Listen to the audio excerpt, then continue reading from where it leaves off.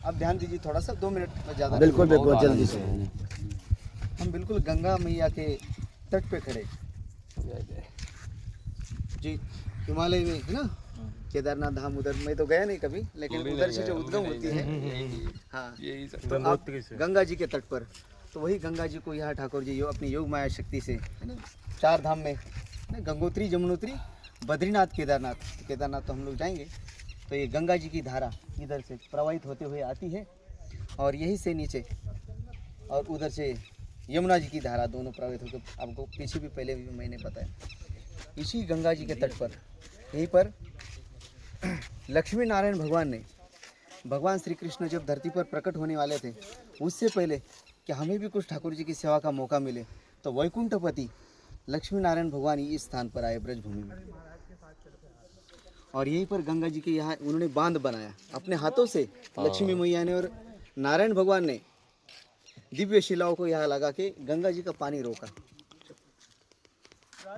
और सुंदर सा सरोवर बन गया।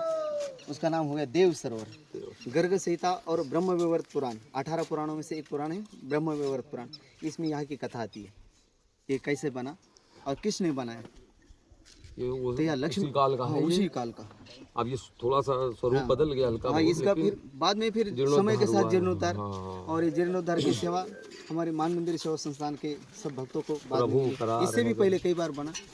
और अपनी बड़ाई नहीं करनी चाहिए। ऊपर जो कुटिया दिख रही, यहाँ हम लोग पहले वास करते थे, यही अपना भजन साधन करते थे। बहुत सुंदर 2015 साल में, बहुत सुंदर। अब तो 2025 ऊपर है ये चंदन वन। पेड़ चंदन के नहीं है, लेकिन आज भी उसकी लकड़ी से दिव्य चंदन की गंध आती है। वहाँ हम उधर नहीं जाएंगे झाड़ियों की वजह से, और ब्रज की लकड़ी तोड़नी नहीं चाहिए। लेकिन जब यहाँ हम भजन करते थे उस टाइम, कई भक्त लोग वैष्णव, एक ब्रजवासी हमको वहाँ ऊपर ले गए। उनसे हमने कहा कि चंदन वन हमने पढ़ा है, लेकिन कौन सी जगह ये पता नहीं। तो बोले हमारे साथ चलो। वहाँ गए, पेड़ चंदन के नहीं दिख रहे। उन्होंने, हमें तो अधिकार नहीं वहाँ यहाँ के लाता तोड़ने का, उन्होंने तोड़ के और बोले इसको बाबा सूंघिए तो बिल्कुल एकदम चंदन, दिव्य महक। वृक्ष नॉर्मल है, खुशबू। हाँ हाँ, चंदन की गंध है। तो चंदन उनका ही पूरा क्षेत्र है। गर्ग संहिता में कथा थी यहाँ की, बहुत सुंदर कथा। ठाकुर जी जब दिव्य रास क्रीड़ा से जब अंतर्धान हो गए, अदृश्य हो गए, सारी गोपियाँ रोने लगी। क्यों अदृश्य हो गए? गोपियों के मन में थोड़ा भाव आ गया कि हमसे सौभाग्यशाली संसार में कोई नहीं। चराचर जगत के स्वामी, अनंत अनंत ब्रह्मांड के नायक क्या हो रहे, हमारे साथ यहाँ नाच रहे, नृत्य कर रहे। हमने अपने भक्ति के ठाकुर जी को वश में कर लिया। थोड़ा सा अभिमान, ठाकुर जी आपका काम की भावना उस पर ध्यान नहीं देंगे, क्रोध की भावना पर ध्यान नहीं देंगे, ईर्ष्या द्वेष आदि को भी ध्यान नहीं देंगे। लेकिन थोड़ा भी कहीं अभिमान आया ना, नारद जी की जानते हो विष्णु मोहिनी के प्रसंग में आप ग्रंथ पढ़ेंगे तो ऐसे ब्रह्मा जी, इंद्र देवता को भी अपने पद का अभिमान हुआ तो गिरिराज धारण लीला करके उनका गर्व हरण किया। ब्रह्मा जी भी ठाकुर जी की परीक्षा करने गए, उनके ग्वाल बाल बछड़ों को हरण किया, ब्रह्मा जी की परीक्षा हो गई। तो ठाकुर जी किसी को नहीं छोड़ते, थोड़ा भी अभिमान आ गया उसको अच्छे से रगड़ देते। बहुत हाँ, बहुत ये ठाकुर जी की लीला है। थोड़ा सा नहीं, बहुत तगड़ा रगड़ते हैं हम लोग को। हम लोग तो और ये हमें देहाभिमान, किसी न किसी अभिमान की वजह से हम लोग अभी जो रगड़ रहे हैं, हम लोग रगड़े जा रहे, इस अभिमान के चलते ही रगड़े जा रहे। तो ऐसे गोपियों के मन में थोड़ा भाव आ गया कि हमसे सौभाग्यशाली कोई नहीं। तब ठाकुर जी ने देखा कि अरे इनके मन में तो ये भाव आ गए, हमारे तो अनंत अनंत भक्त है, कितने भक्त है, और ये कलमश कहीं बड़ा बीमारी का रूप धारण न कर ले, इसीलिए समय रहते इसका इलाज करना जरूरी है। और ठाकुर जी राधा जी को लेके वहाँ से अंतर्धान हो गए। प्रभु जी वहाँ से रास मंडल से गायब हो गए। सारी गोपियाँ रोने लगी। तो अभी तो एकदम आनंद थी, सब नाच रही थी, अपने आप को सौभाग्यशाली समझ रही थी, और एकदम ठाकुर जी वहाँ से गायब हो गए। तो अरे हम क्या करें बेटी, पश्चाताप करने लगी, रोने लगी कि हमने जो थोड़ा अभिमान किया था और ये हमारे कन्हैया को अच्छा नहीं लगा और हमें छोड़ के चले गए। ढूंढते ढूंढते जो खो गाँव अपने को मिला था, हाँ वही से ठाकुर जी क्या हो गए, खो गए। वही समझ आ रहे, वहीं पे खोए थे। हाँ वही से खो गए, वही से अंतर्धान हो गए। बोलिए वृंदावन बिहारी लाल की जय, बाके बिहारी लाल की जय, यशोदा नंदन लाल। वहाँ से जब वो खो गए, इसी स्थान पर आकर प्रकट हो गए। यहाँ आके क्यों प्रकट हो गए? देवताओं के दिव्य, हमारे ना धरती लोग की यहाँ की कालगणना अलग हिसाब की है, स्वर्गलोक की काल गणना अलग हिसाब की है, ब्रह्मलोक की अलग है सब। अलग अलग हिसाब की। हमारे एक दिन में, हमारे 24 घंटे में कितने सारे ऐसे छोटे छोटे जीव जंतु हैं जिनकी 100 साल की उम्र बीत जाती है।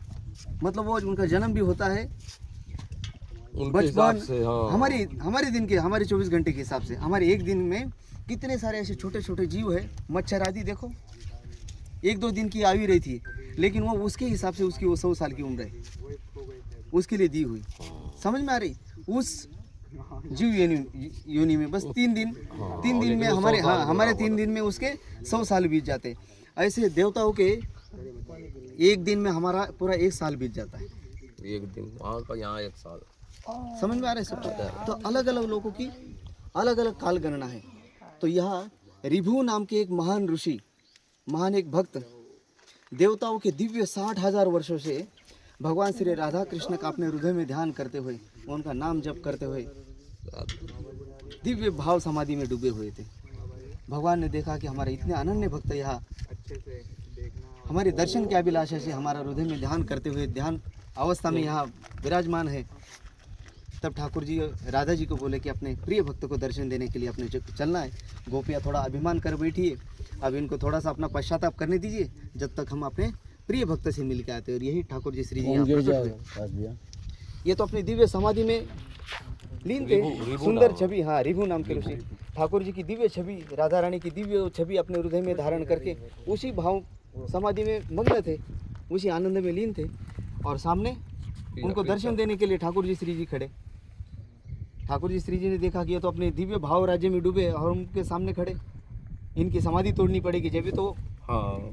तो ठाकुर जी ने अपनी दिव्य शक्ति से उनके हृदय में वो जिस छवि का वो ध्यान कर रहे थे उसको अपनी दिव्य शक्ति से खींच लिया। तो जैसे कि किसी का है ना अनमोल रत्न, प्राण से भी अत्यधिक प्रिय कोई वस्तु अगर खो जाए तो व्यक्ति की क्या स्थिति होती, वो कोई चोरी कर ले या लूट जाए तो एकदम पागल सा हो जाता है।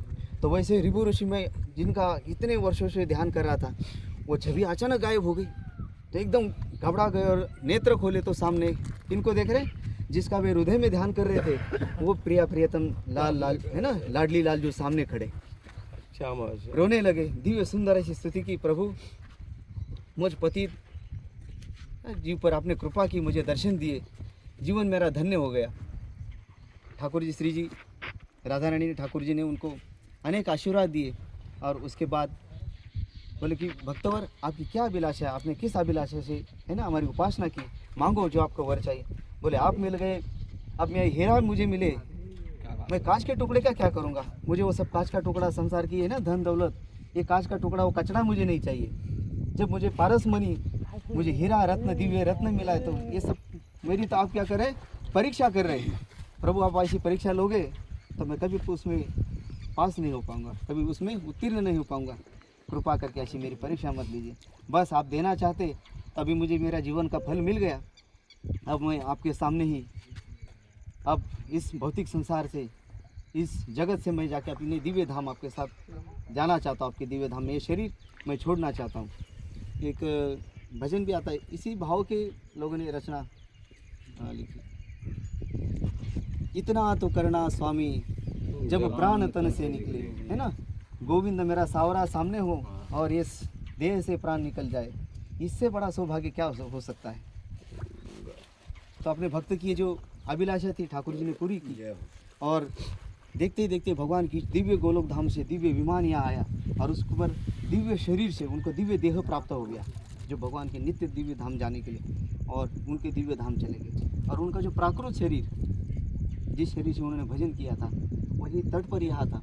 ठाकुर जी राधा रानी और भगवान सोचने लगे कि अपने प्रिय भक्त की सेवा का हमें मौका मिला है, तो इनका दाह संस्कार हम यहाँ, देखो साक्षात भगवान, जैसे राम लक्ष्मण जी जटायु जी का दाह संस्कार किए थे, सब रामायण पढ़े होंगे, तैसे राधा कृष्ण रोने लगे कि हमारे प्रिय भक्त यद्यपि उन्हीं के धाम में गए, दिव्य धाम में, लेकिन यहाँ से तो हमको छोड़ के गए, हमें अब यहाँ कब दर्शन हो पाएंगे। हम दर्शन मानव लीला करते हुए अब दोबारा हमारे प्रिय भक्त के हमें दर्शन नहीं हो पाएंगे। राधा रानी रोने लगी, ठाकुर जी जोर जोर से रोने लगे दोनों, और यहाँ की सूखी कुछ लकड़ियाँ इकट्ठे करने लगे। दिव्य धाम जब जाते हुए ऋभु ऋषि ने देखा कि मेरे उस पंचतत्व के शरीर को दाह संस्कार करने के लिए मेरे आराध्य देव लकड़ियाँ इकट्ठा कर रहे, कष्ट पा रहे, नहीं नहीं नहीं नहीं, ये ठीक नहीं। अपने जिनको मैं प्राण से भी अधिक प्रेम करता हूँ, और वो मेरे लिए मेरे है ना मल मूत्र के पंच तत्व के शरीर की ये करे, अच्छा नहीं लगा उनको, और अपने इष्ट देव को कष्ट नहीं देना चाहते। वो कुछ लकड़ियाँ इकट्ठा कर ही रहे थे, तो उसी समय अपनी दिव्य शक्ति से ऋभु ऋषि ने अपने शरीर को द्रव रूप बना दिया, जल रूप बना दिया, और वो सारा जल उनका जो शरीर पानी बन गया, और इसी गंगा जी में आके वो विलीन कर दिया। समझ में आ रहा है? श्री राधे श्री राधे। जब राधा कृष्ण ने देखा कि ये भी मौका हमारे हाथ से गया, तो जोर से आवाज लगाने लगे, हे रिभु, हे रिभु, और राधा जी रोने लगी, ठाकुर जी रोने लगे। इस प्रकार उन्होंने महाप्रयाण किया। तो रिभु नाम के दिव्य ऋषि की ये भजन स्थली है। अनेक यहाँ अनेक दिव्य महात्माओं ने भजन किया। आज भी यह दिव्य कई कई हजार वर्ष पुराने, 500-700 साल पुराने अनेक यह दिव्य विभूतियाँ आज भी भजन करती है। कोई कोई भाग्यशाली व्यक्ति को उनके दर्शन हो पाते हैं। ऐसे अद्भुत ये जगह है। जटेरी धाम इससे ही उस साइड में घाटी। अब आगे तो चलना नहीं है। आगे नहीं है, इसे हम आचमन करते गंगा जी में, है ना, गंगा मैया, और आगे चलो भाई। थोड़ा कई लगी हुई है।